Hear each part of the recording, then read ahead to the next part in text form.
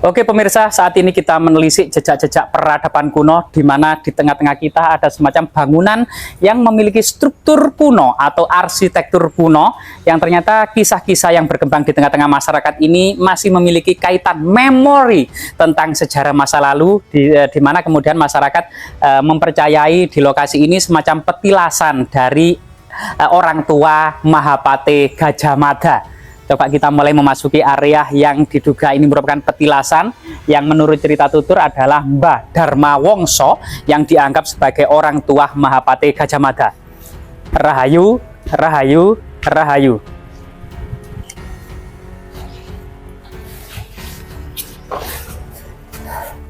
Rahayu, rahayu, rahayu.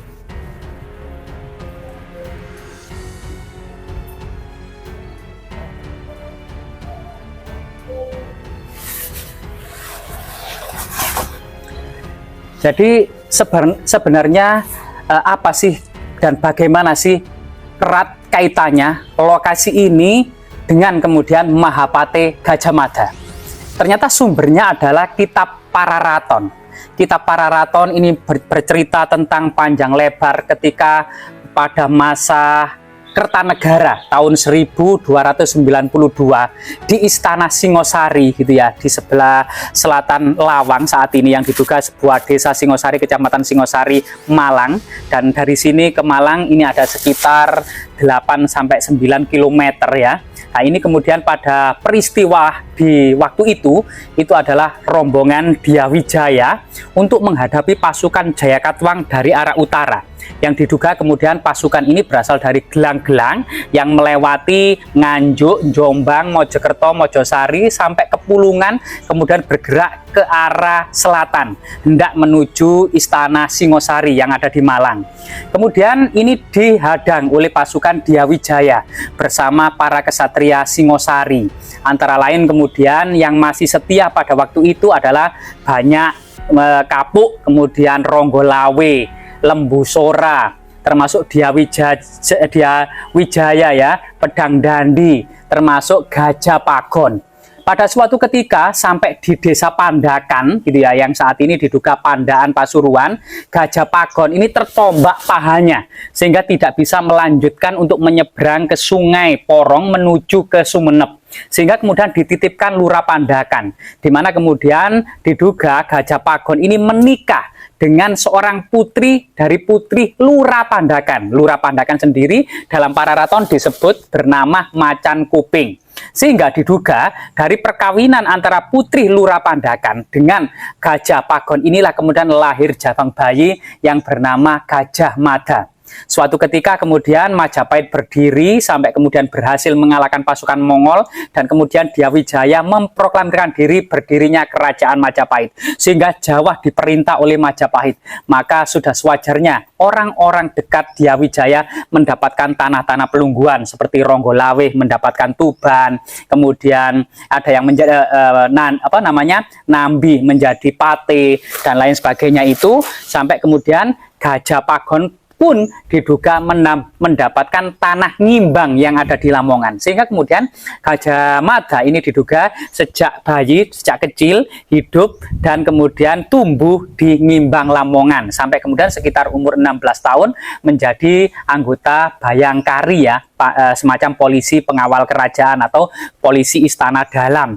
Dari sinilah kemudian awal karir Gajah Mada dari bekel atau pasukan Bayangkari kemudian menjadi ketua pasukan Bayangkari sampai kemudian Patih Kahuripan, Patih Kadiri sampai Patih Wilwatikta atau Majapahit.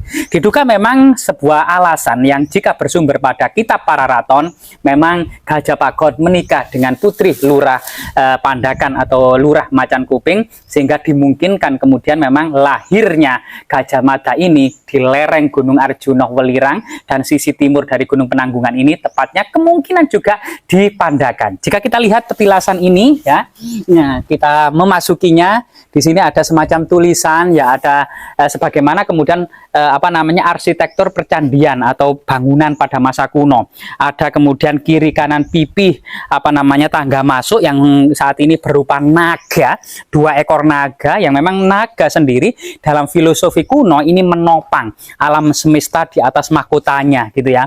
Kemudian memasuki ada semacam gapura kiri kanan, semacam ada bunga padma lambang kebijaksanaan, kemudian gapura ya semacam bajang ratu, atau kemudian kori agung, ada makaranya, ada semar, ada kemuncaknya, ada pipi ya, semacam makara pipi tangga masuk candi, ada tulisannya Paseban Darmo Wongso. Jadi nama Darmo Wongso inilah masyarakat yang menganggap sebagai nama lain dari orang tua dari Gajah Mada. Coba kita memasuki area paling magis dan paling sakral.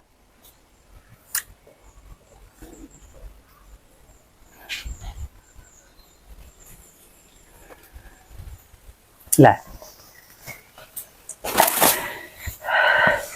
jadi di bawah naungan pohon beringin atau Bramastana, atau mungkin juga beberapa literatur kuno menyebutnya sebagai Bodhi Waringin. Nah ini ternyata ada yang diduga 2 petilasan atau mungkin 2 makam dengan tulisan ya Latin itu Kakung dan Putri ya, yang Putri yang Kakung. Kemungkinan ini yang diidentifikasi sebagai kemudian kedua orang tua Gajah Mada menurut sumber tradisi dari cerita tutur desa ini ya. Nah, selain itu kemudian keberadaan 2 petilasan ini juga ada semacam Linggayoni bercerat naga raja.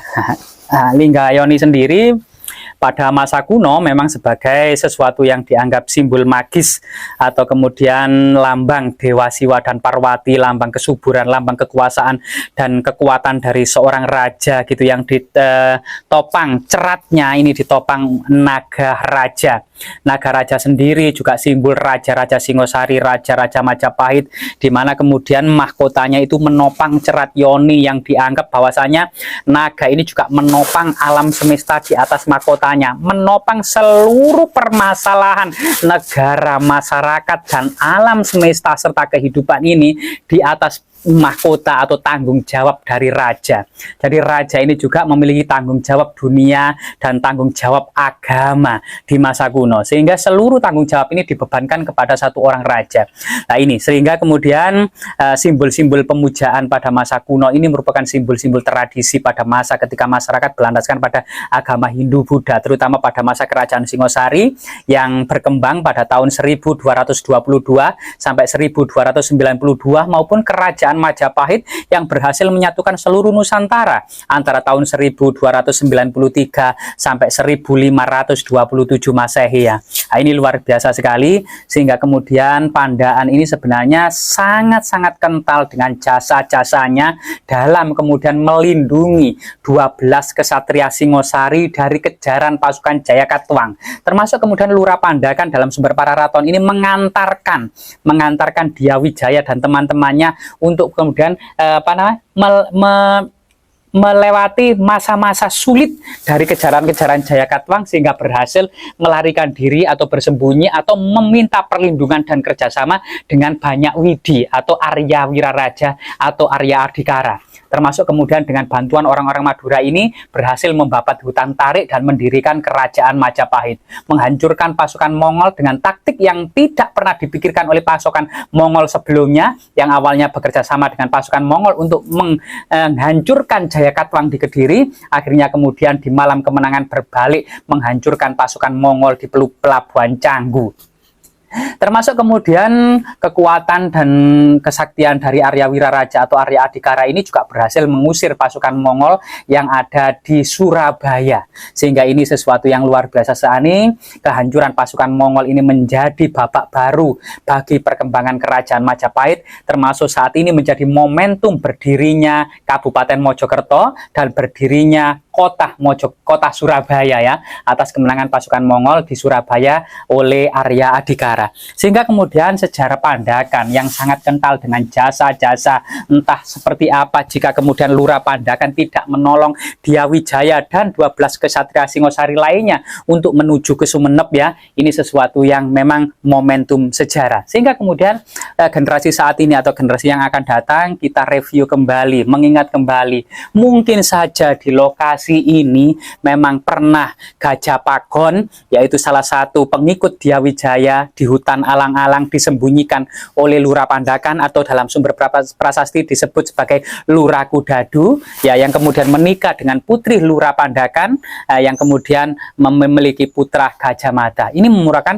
momentum dan peristiwa yang sangat bersejarah. Jika kita lihat bangunannya ini ya, mengingatkan pada sebuah kondisi lingkungan, sebuah lingkungan kerajaan di Kerajaan Singosari maupun sebuah lingkungan kerajaan yang ada di Kerajaan Majapahit. Semoga kemudian arsitektur ini mengilhami gitu ya, tentang sebuah sejarah desa, asal-usul, riwayat, bahkan jasa-jasa desa tersebut bagi kelangsungan sebuah kerajaan di masa lalu maupun sebuah kelangsungan negara Indonesia modern saat ini ya. Semoga bermanfaat.